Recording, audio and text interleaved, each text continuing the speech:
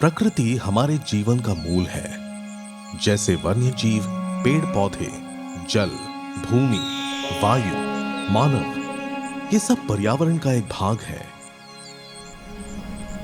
वैसे ही मैं भी पर्यावरण का एक हिस्सा हूं। कुदरत के वरदान से बना हुआ एक मानवीय आविष्कार हूं। मैं एम कोल हूं,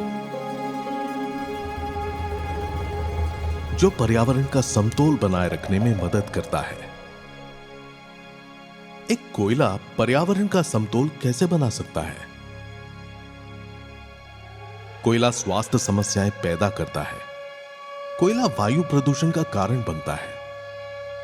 कोयला प्राकृतिक आवास को नष्ट करता है। फिर कोयला समतोल कैसे बनाएगा? आपके इस सवाल का जवाब मेरे निर्माण के सफर में छुपा हुआ है।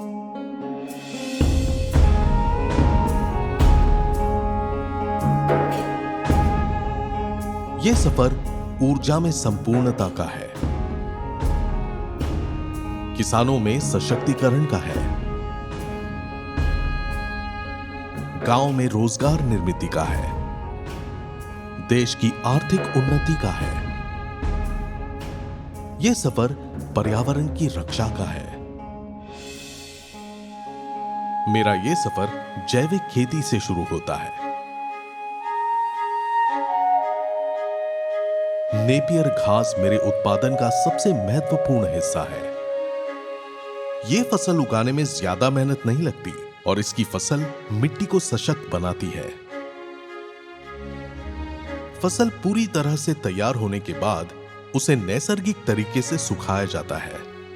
सुखाने के बाद उसके अंदर पानी की मात्रा और कम करने के लिए घास को छोटे छोटे हिस्सों में काटकर भट्टी की गर्म भाप से गुजारना पड़ता है।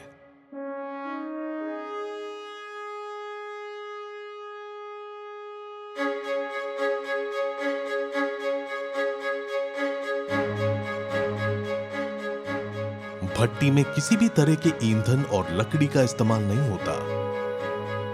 उसमें मेरे ही अंश जलाए जाते हैं, जिससे कोई प्रदूषण नहीं होता। नेपियर घास भट्टी में अच्छी तरह से सूखने के बाद आखिरी पड़ाव में मुझे वो रूप मिलता है जो मुझे प्रकृति की रक्षा करने की क्षमता देता है।